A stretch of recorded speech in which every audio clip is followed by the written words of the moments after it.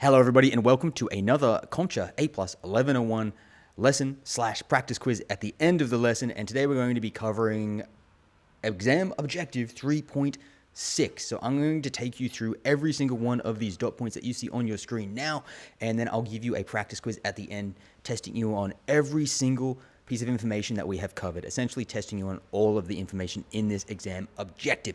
So you'll have this exam objective down pat by the time you get to the end of the video. Let's get straight to it. Starting off with the appropriate use of drivers for printers. So essentially, printers and the drivers for printers have the option to use two different languages. The first one is called PCL, or Printer Control Language, and the second one is called PostScript.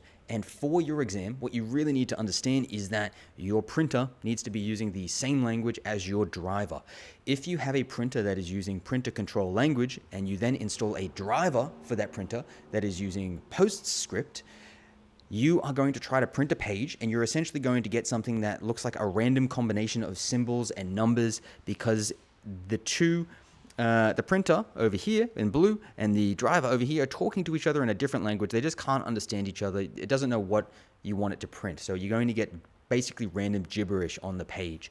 So it's very important that your printer and your driver are both using the same language. It's very important that you do understand that for your exam. When it comes to the connection of printers, you can connect your printer through RJ45 or an Ethernet cable. You can connect it through wireless internet or 802.11 connection, and you can also connect it through Bluetooth. All of these methods are perfectly reasonable methods to connect a printer, and you can use any of them. The world is your oyster when it comes to which one you want to use. Now, there's different ways of making sure many different devices have access to a printer, and the one you use is essentially going to depend on your setup and how much effort/money you're willing to go to. So there are two options. You have a print share over here on the left. Now, a print share is essentially where you might have 4 PCs in your office, right? But you don't want to install the driver from the printer onto this PC and this PC and this PC and this PC. It's just going to take up an unnecessary amount of space. It takes up a little bit of time. And if there's a more efficient way, why not take advantage of that? Thankfully, there is. A print share is essentially where you just connect the printer to one of those PCs. You just install the driver on one of those PCs. And then if these computers need to communicate something, they essentially send it to the PC, and the PC then does the printing for them. So they're going through the PC to get to the printer. So these guys don't need to install the driver. The alternative is a print server.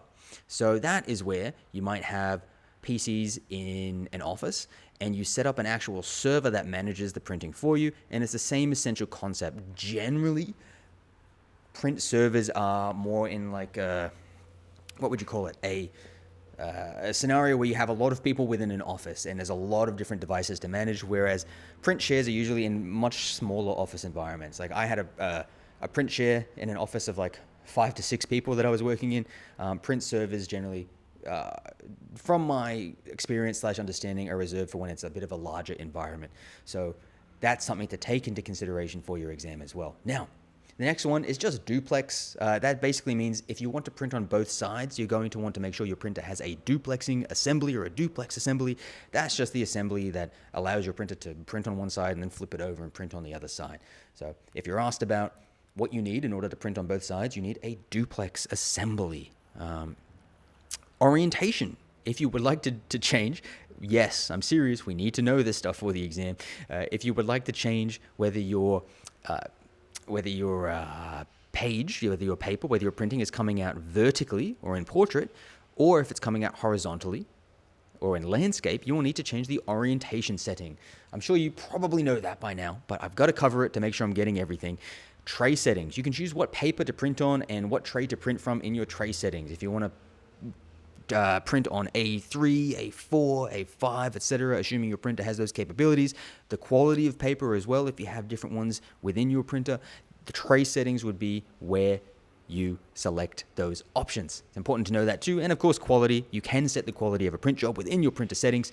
That includes things like resolution, color or black and white, and color saving mode if you want to save those colors, because those things are expensive. It is important that you know that. Now, here's some things that you might not have known and might be somewhat new to you that we'll be covering. So you might want to have a printer set up, but you might want to make sure that only the right people can use that printer to print their prints. So there's a couple of different methods of user authentication that you can use when printing, and it's important that we know what these are and we're able to kind of talk about them and describe them. So the first one is badging, and that's where you have your badge and you might need to scan your badge in order to authenticate to the printer before you either receive your prints or before you're able to print at all. And this AI generated image of this lady, I don't know what she's doing. I told it to generate an image of someone using scanning their badge to print, and she's scanning the printer. I don't know what she's doing. It looks like it's like a paperclip down there. I don't know. Who knows? But anyway, you'd use your badge, right? You'd tap it somewhere on the printer. It would have that capability, and you would then use that to authenticate in order to be able to print. The other one is audit logs. So, of course, printers do, in fact, keep logs about who printed to the printer, how many pages they printed. So if you're thinking about trying to secretly get away with printing your 300-page comic book that you're trying to do for your side hustle business using your business printer, then think again, because someone will be able to see that if they look at those logs. So be cautious of that. And we also have secured prints. So this allows you to create a personal ID for each user. Each user has their own ID. You can send your print job, but the printer will actually hold on to the print job. You'll have to then walk over and input your individual ID in order to authenticate, in order to print successfully. I had to do this. I was working in a prison. We had these because it was a very secure environment, and you had to make sure that only the right people had access to the specific jobs that they were trying to print. It also allows you to do a couple of different things. So you'd be able to have like 10 different people send their jobs to the printer, and then when they were ready, they could walk over to the printer, type in their ID, and then they would receive their individual print. So it did allow for a good amount of organization as well in relation to trying to share a printer in a large environment, on top of the authentication aspect of it too. Now, network scan services. If you would like to use a printer or a flatbed device to scan, the ones that look like this, right? You put your paper in and you scan it. You can scan this and then send it to either your email, you can send it to a shared drive, or you can send it to a network. So a shared drive on the cloud. You can also send it to, I think it was SMB as well. Basically, you can send it to email or shared drives, whatever format that may be in, right? Using the configuration on the printer itself. So you scan it, you type in, hey, I want this to go to my email address, send. You'll then have it in your emails, for example. That's all perfectly within the capabilities of these devices. And the final one is just knowing really what these are and what their capabilities are. So an automatic document feeder, or ADF, and also a flatbed scanner. These are the devices that you use to scan your information and then send that either to an email, onto a network drive, or potentially make copies of it as well. That is an option. So these are very common devices that you'll find in many offices, as I'm sure you've come across these before. Now, time for questions. Let's test our knowledge and see how ready we are for the kinds of questions we might get on the real exam. But before we do that, a quick word from our sponsor. Hey guys, I'm just here to tell you that the A+ 1101 learning package with the practice exams, the learning guide that people are absolutely loving, and the performance-based question simulation is on sale for the next 3 days, and that is on sale for $50. So you're getting $25 off only the next 3 days. If you want that, go grab it. All right, let's go back to the questions. All right, thanks. Sorry guys, he's always interrupting. I don't know what's going on with him. So look, first question. Let's just get straight into it. After installing the print drivers on your device, you attempt to print a 3-page document to the Office inkjet printer. However, when you look at the printed document, it appears to be garbled. What is the most likely cause of this? You installed the wrong driver. That was A. B, you connected to a subnet as opposed to the main network. C, the printer needs to be calibrated. Or D, the corona wire has been damaged. Pause the video if you need more time. Your answer coming in 3, 2, 1. The answer is A. You installed the wrong driver. We did talk about how the printer has to have the same driver installed as, the printer has to be talking the same language that the driver is talking. So maybe your printer is talking in one language, but your driver is actually talking in another language. So make sure that you install the correct driver that's using the same language as your printer, right? That's really, really important. The next question. David is responsible for managing the printing needs of a small business. He wants a solution that doesn't rely on a single computer being constantly powered on to share a printer. What alternative method can David use to achieve this goal? A. Physically connecting the printer to each computer. B. Configuring the printer with a Bluetooth connection. C. Utilizing a print server. Or D. Sharing the printer using a USB cable. Pause the video if you need more time. Your answer in 3, 2, 1. The answer is C, utilizing a print server. So a print server doesn't rely on a single computer being powered on because you're going through a server that is managing those jobs. These other options that you could have essentially chosen from, physically connecting the printer to each computer, that's a lot of wires, that's a lot of cables, right? And you're going to have computers that are far away from the printer.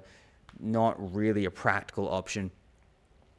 Configuring the printer with a Bluetooth connection, you're not really going to be able to connect every single computer simultaneously to the printer using Bluetooth. You can connect one at a time generally, but not a whole office. It's not a good solution at all. And then sharing the printer using a USB cable, again, you'd have to plug in each individual computer one at a time in order to connect it, depending on who needs to print. Computers will be far away, just not a practical option. Next question. You are preparing to print a lengthy report for an important presentation and want to ensure efficient printing. Which of the following settings can you adjust to achieve this goal? A. Orientation to landscape for a wider layout. B. Quality to low resolution to save ink. C. Tray settings to choose a tray with recycled paper. Or D. Duplex mode to print on both sides of the page. Pause the video if you need more time. Your answer in 3, 2, 1. Now, D, duplex mode to print on both sides of the page. If you're printing on both sides, you're able to essentially print twice as much while using half the amount of paper, so it is much more efficient. So if you're looking at efficient printing, think about these things, right? A, orientation to landscape for a wider layout. It's really not going to save that much space, and it's probably going to even make the layout more confusing. Think about it. It's an important presentation, so that's just not going to save that much space when you think about it. B, quality to low resolution to save ink. Great. Yeah, you can save ink. That is more efficient, more effective, but it's an important presentation. You still need high quality. You don't want to go low quality because then your important presentation probably won't go very well. And then C, tray settings to choose a tray with recycled paper. You may have recycled paper in there hypothetically, but recycled paper, again, it's an important presentation. So we're going to want to have the paper quality being very high. We want to make a good impression. It's an important presentation. Duplex mode is the only one that isn't really sacrificing anything relating to the important presentation aspect. You do have to take that into consideration. And it is also the one that has the most amount of efficiency added. It is the most efficient option, therefore the most correct option. So that being said, next question. Question reads, which of the following printer security functions allows you to use a unique PIN in order to ensure the print job is only executed when you are physically in front of the printer? A, badging. B, secured prints. C, audit logs. Or D, syslog management. Pause the video if you need more time. 3, 2, 1. Now, B, secured prints. So remember, that's when I said you put in your ID number once you've arrived at the printer. It's been storing your job. You get to the printer, put in your ID job, and then it prints the job that it has already stored within its system. Okay, so that is the answer to that question. Now, if you found this video helpful, if you liked the way the information was organized, and you liked that I also gave you questions that were directly related to this exam objective, you're going to love what I have at journeytocyber.com. So head on over there. I have my learning guide, which breaks everything down by not only exam objective, but also by each dot point within each exam objective. Here are some of the reviews on that. Your notes helped me pass my test today. Your guide is really good. Your guide is goated. I don't comment a lot, but it helps with organized information, which is what I try to do in these videos here as well. I downloaded your learning guide already. I can see it will help immensely. I also have on the left here my practice exams, which again has 5 practice exams, and you can break down the questions into the primary exam objectives too. So that's really, really valuable as well, with performance-based questions in there too. And if that's not enough, I also have my performance-based question simulations, where you can actually go through, click on the buttons and solve the problems. And all of this is currently on sale for $25 off for a low, low price of $50 for all of that together. Really, really crazy value, guys. If you want that, journeytocyber.com. If you don't want that and you chill with these free videos and you're happy to wait for the next one, no worries. I will see you in the next video. In the meantime, good luck studying, and I'll see you then.